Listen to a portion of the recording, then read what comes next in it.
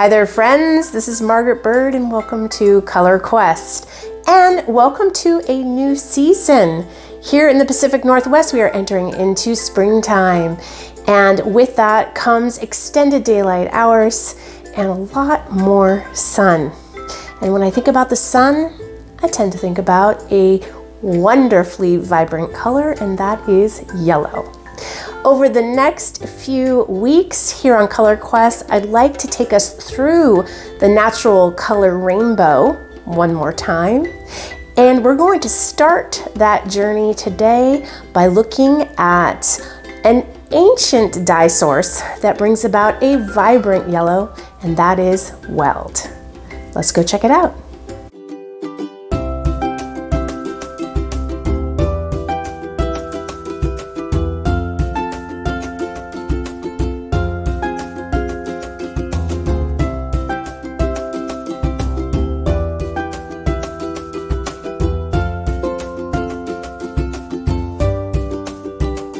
So do you know that I have over 100 videos now here at Color Quest, and if you've been with me from the very start, you know that we have crossed through the rainbow on many occasions. I counted over 17 videos in the library currently that look at yellow as a dye color in the natural realm. It is probably the most common color that is welcomed to our dye studios when we look at natural color in general, and often yellow comes about from green plants. And today's green plant that has been a star for centuries is a plant by the name of Weld, and it is, believe it or not, considered the most light fast of all the yellows, and I haven't even tried it yet in the dye studio here with you at Color Quest. So I think it's time we welcomed Weld. Now, as an ancient dye source, it was used as the primary yellow in the color spectrum alongside things like madder, cochineal, and indigo. It has a long history of providing one of the most vibrant of yellows, and I'd like to see that color here with you. Now, before we begin, if you'd like to pop back into the video library to see what other yellows we have looked at, you can cruise through the last 2 years. There's all kinds of flowers like marigold and coreopsis, as well as things like pomegranate skin or osage, the wood chips we looked at last year that provide really deep and rich yellows. Last spring, we looked at dandelion as an option for bringing yellow, as well as rudbeckia from the previous summer. We found yellow in flowers like safflower, which also brought us pink, in leaves of the silver dollar eucalyptus, which I foraged for while I was in Aruba, as well as in the mushroom family with dyers polypore. And one of the very first videos I had here was on citrus peel, where we discovered a very light yellow. I'd actually like to go back to citrus peel because I think we could get darker yellows now. In Peru, I looked at a flower called fleur collée, and that made a vibrant yellow that I used in several different videos with you while I was studying there. And even things like herbs in the kitchen, they'll bring about yellow every single time. And even garden flowers like dahlia and yellow lilies can bring about yellow in the dye pot. And I don't want to forget about yarrow, which I was able to forage in my California garden, and that also had a really vibrant yellow. What's nice about yarrow too is that it grows wild, and so it can be easier to forage if you have it growing in your summer gardens or out and about in your environment. Now, one of the other very common dyes for yellow is Dyer's Chamomile, which we looked at in an ombre style where we did some over dyeing. So many options.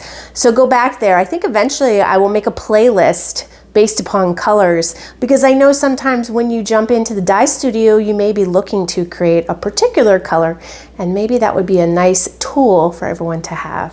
In today's video, we're actually going to prep more yellow from the Weld so that we can find additional colors in the rainbow over the next few weeks. So let's start making some Weld, and we'll make some extra so we can experience the magic of overdying, which yellow as the base color often starts that process. Speaking of yellow, I made this today for a group that I'm in using dill of all things. I mean, look at how beautiful that yellow is. The group is called the Plant Wonder Collective, and we have a different plant that we look at every month and post things on Instagram. We also have a quarterly seasonal magazine called the Botanical Anthology, so you might want to check that out and see all different kinds of ways to use plants beyond just natural color. So I purchase my Weld flowers from Botanical Colors, which is a place in which I will buy dye matter that I can't locally find. However, interestingly enough, this was organically grown in Washington State. So that means somewhere out here where I live, I can find Weld. This is going to include the stems, leaves, and seed pods, or what's left of the flowers. And being able to use the whole plant in a dye process is just such a wonderful way to be more efficient with color. Now, I'm going to be dyeing wool. This is the wool that I brought back from Peru, as well as silk. So I have some ribbon here that I'm going to use. And then I'm going to also dye with cotton. A lot of people use cotton in their natural dye studio. And so I figured if we touch on these three, we're going to be seeing the range of color that we can get both with protein and cellulose fibers when we do our various yellows and then additional overdyes. Time to prep our fiber. We're going to need to wash it, and then we're going to need to pre-treat it with a mordant. Since I'm doing both protein and cellulose fiber, I'm going to be using two different kinds of mordants. I'm going to be using alum, or aluminum potassium sulfate, for the wool and silk, the protein, and I've already washed and pre-treated my cotton in aluminum acetate. This is a better form of alum for cotton. So let's take a look at what we need to do to prep for that in terms of the weight of fiber and the percentages of our mordant. All right, so this has already been washed and pre-treated with a mordant. Basically, it's 2 cotton napkins. You see these in a lot of my videos.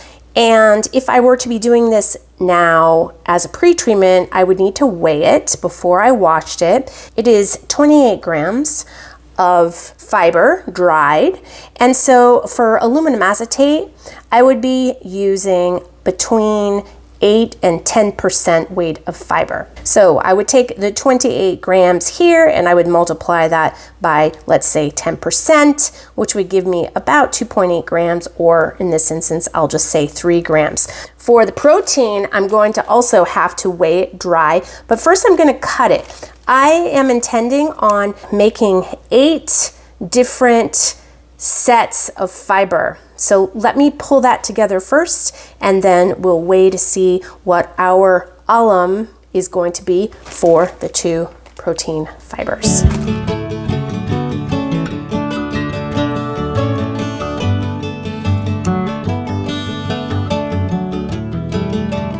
Okay, I have my 8 different silk pieces, and I have my 8 skeins of wool, and we're looking at about 24 grams, which at aluminum sulfate, I'm going to be doing at about 10% as well. So I'll do 10% of 24.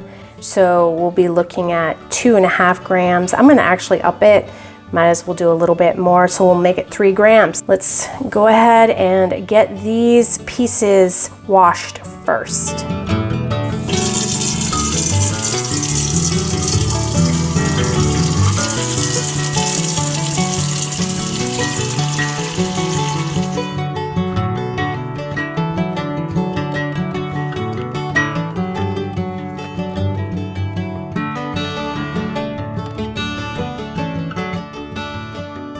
Right, with protein fibers that I'm washing, I'm going to heat it up, not too terribly hot. We don't want to shock those fibers. And we'll just let that low simmer for about 30 minutes on the stovetop. We'll rinse it, and then we can start the mordant process. Now, while that's happening, let's talk about the dry dye matter. Now, these are not fresh flowers, they've been dried. And I'm going to take an educated guess that they are quite strong. So I am going to measure them at just 50% of the weight of dry fiber. So if I combine both my cotton pieces and the protein fibers together, I'm coming in between 55 and 60 grams. So I'm going to weigh just 30 grams of the dried Weld. I'm going to have that dye pot going at the same time as my mordant bath because I'm just trying to be more efficient. You can always do this in steps. If you have enough pots, you can do them simultaneously. And if you really want to save time, you can always add the mordant to the dye pot.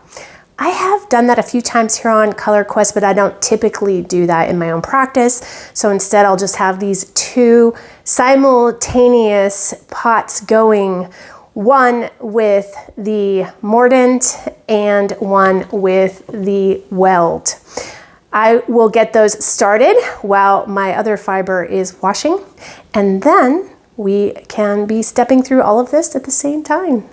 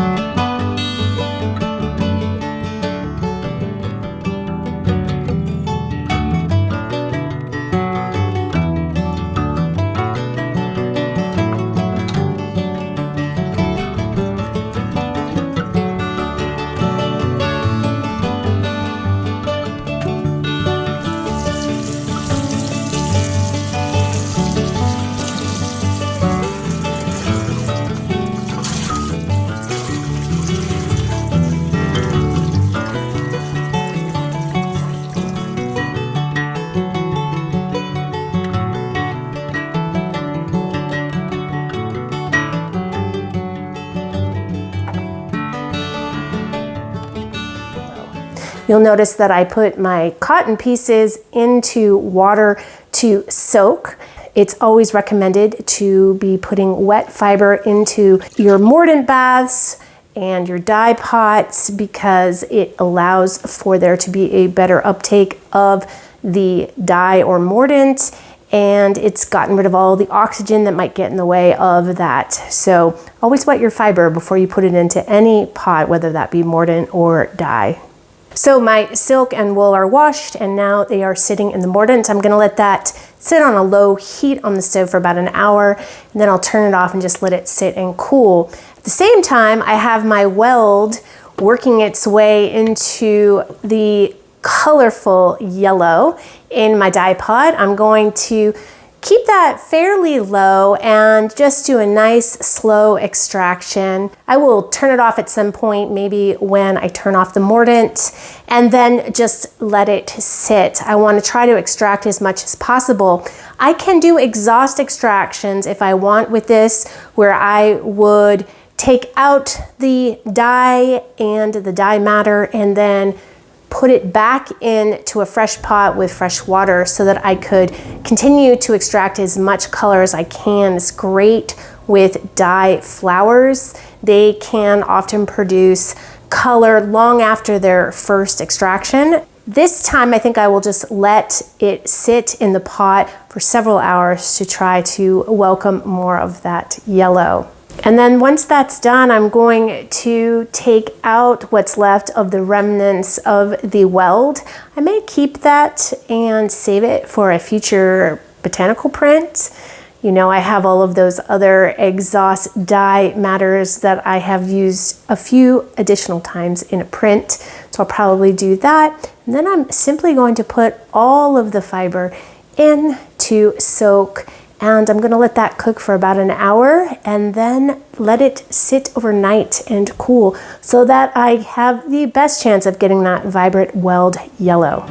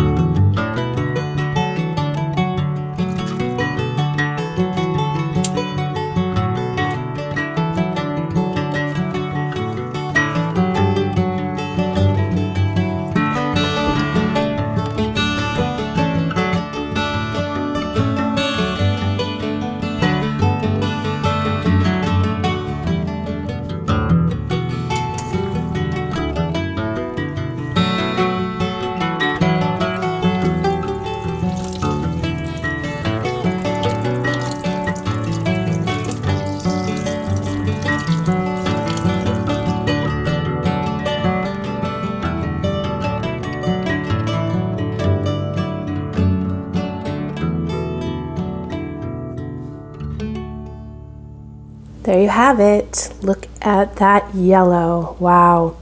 So this is the cotton piece. Such a vibrant and beautiful result using aluminum acetate. Of course, wool, always a winner in the ways of natural color. Look at that.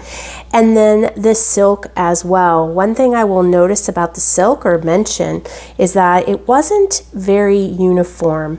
Now, this can happen for several reasons. It could be the silk itself. It could be that it folded upon itself and didn't get either the mordant or the dye into all the crevices. But this is one of the things that can happen, and you're just going to want to make sure you're always stirring your fiber in the pots, whether it be mordant or dye. But yes, I mean, that is one vibrant and beautiful yellow result. Thank you, Weld. All right, now we have a beautiful solid base of yellow. And since I dyed so many other pieces of fiber, we can move onward and start looking at the next color I'd like to revisit, and that's going to be orange. Yellow as an under dye to create something as an over dye to bring about some different flavors of orange in our dye palette. So, look forward to seeing you next week on Color Quest and to see what beauty awaits us in our dye studios. Have a great week. So I would take the 28, why did it not go?